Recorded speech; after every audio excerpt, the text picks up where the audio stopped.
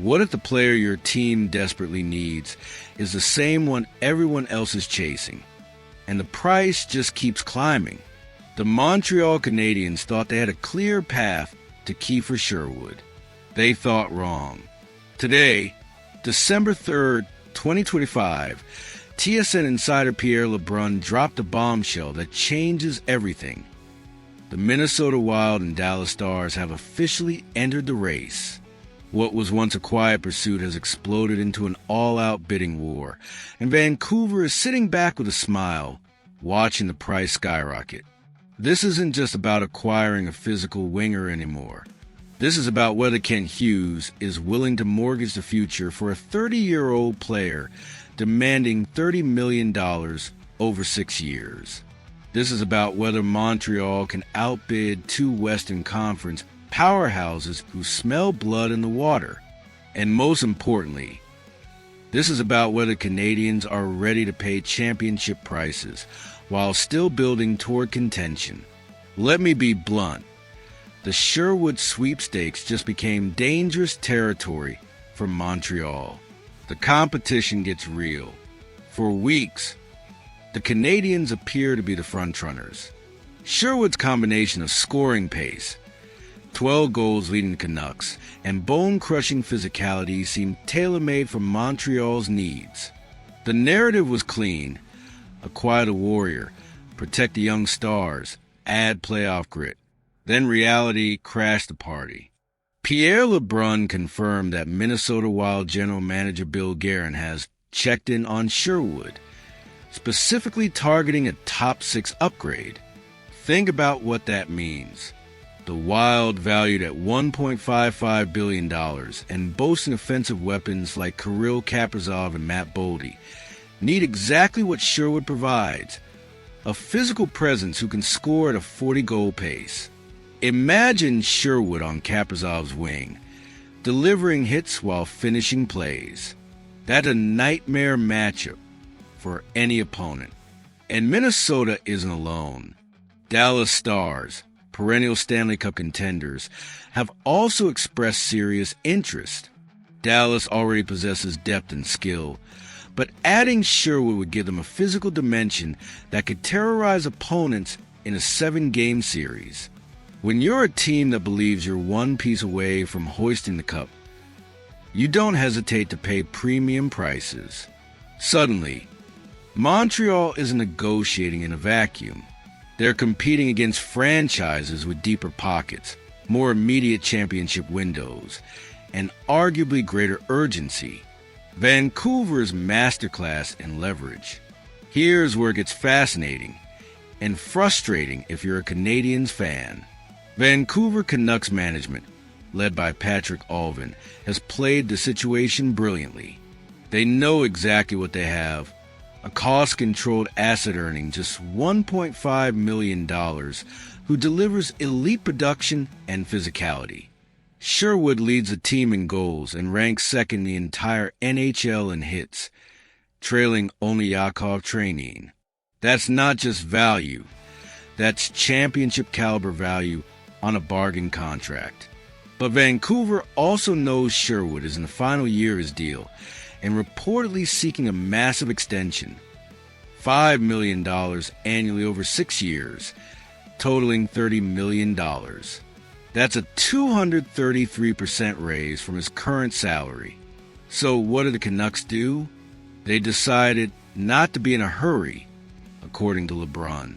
Translation: Vancouver is letting the market come to them. They're watching Montreal, Minnesota, and Dallas circle like sharks, knowing that desperation drives prices higher. The longer they wait, the more likely one of these teams panics and overpays.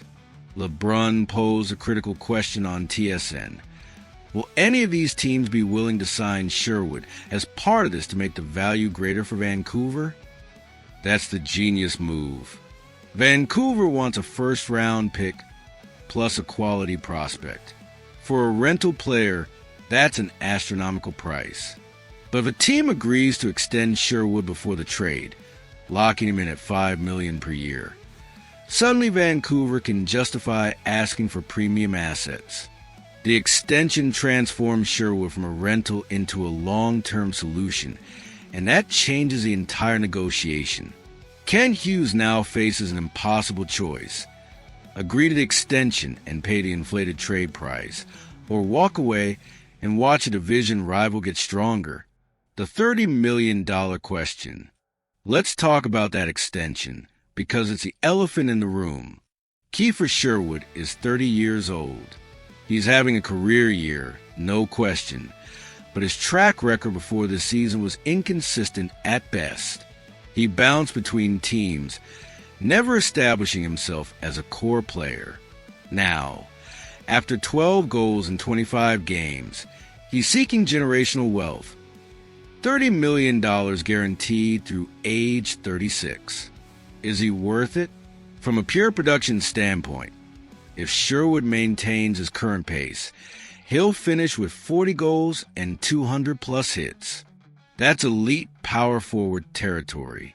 Players who can score and punish opponents physically are rare commodities, especially in today's NHL, where skill often comes without sandpaper. But here's the risk. Sherwood's game is built on speed and physicality. Those attributes decline rapidly after 30.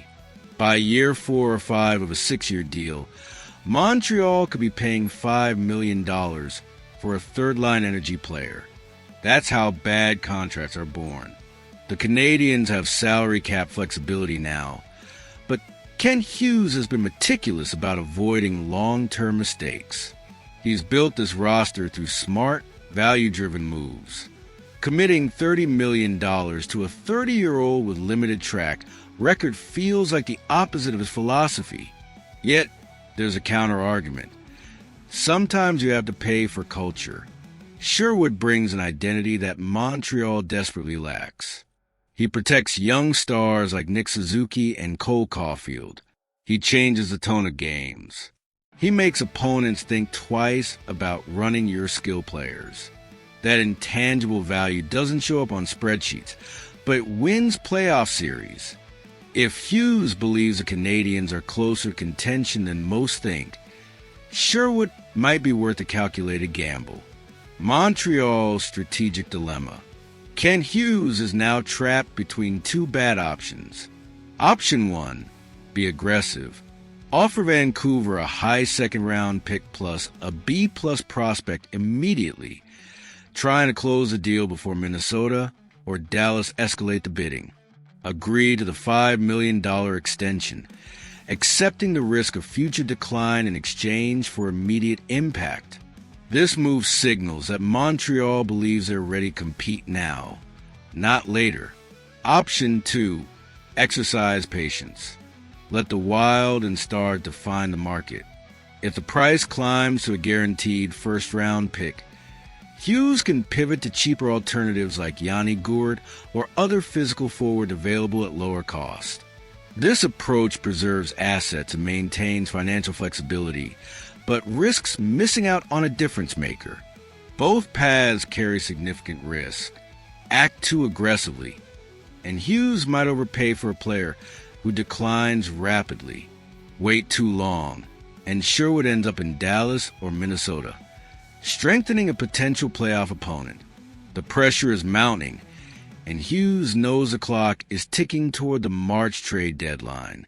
Why Sherwood fits Montreal perfectly. Despite the cost concerns, it's impossible to ignore how perfectly Sherwood fits the Canadiens' needs. Physicality. Montreal has been bullied repeatedly this season. They lack the physical presence to impose their will on opponents. Sherwood, second in the NHL in hits, would immediately change that dynamic. Opposing teams would have to account for him every shift. Scoring. With 12 goals leading Vancouver, Sherwood has proven he's not just a grinder. He's a legitimate offensive threat. Montreal's top six could use another scoring option, especially one who plays with an edge. Leadership.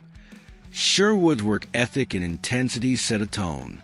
Young players like Uri Slavkovsky and Caden Gould would benefit from having a veteran who leads by example every single night. Playoff experience. Sherwood has played meaningful games. He understands what it takes to win when the stakes are highest. That experience is invaluable for a young team trying to take the next step. From a pure hockey fit, Sherwood checks every box. The question isn't whether he'd help Montreal. He absolutely would. The question is whether the price, both in trade assets and long-term salary commitment, is sustainable. The insider perspective. Pierre LeBrun's reporting adds crucial context. He emphasized that Vancouver is in no rush, which tells us everything about the power dynamic. The Canucks hold all the leverage because they have multiple suitors and a player performing at an elite level. LeBrun also highlighted the extension angle, noting that Vancouver wants a team to commit long-term as part of the trade package. That's smart business. If Vancouver can secure a first-round pick plus a prospect, while also ensuring Sherwood gets his $30 million, they've executed a masterclass in asset management. For Montreal, this means the cost is only going higher. Every day that passes, Minnesota and Dallas get more desperate. Every game Sherwood plays well, his perceived value increases. Hughes is running out of time to act decisively. Final thoughts.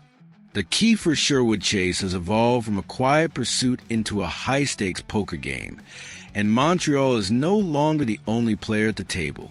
The Minnesota Wild and Dallas Stars have entered the fray, armed with championship aspirations and willingness to pay premium prices. Vancouver, meanwhile, is playing the long game, letting the market drive Sherwood's value to astronomical heights. For Kent Hughes and the Canadiens, the decision is agonizing. Sherwood represents everything Montreal needs: physicality, scoring, leadership, and playoff intensity. But acquiring him means paying a steep trade price and committing $30 million to a 30-year-old player whose best years might already be behind him. This is the moment where championship teams separate themselves from pretenders. Do you pay the price for a player who can change your identity, or do you exercise patience and trust your long-term plan? The answer will define Montreal's season and possibly Kent Hughes' legacy. So here's my question for you. Is Kiefer Sherwood the missing piece that pushes Montreal into playoff contention, or is he an expensive luxury the Canadiens can't afford? Drop your thoughts in the comments below. And don't forget to smash that like button if you want more insider coverage of every Canadiens move this season. The trade deadline is heating up, and we're bringing you every twist and turn.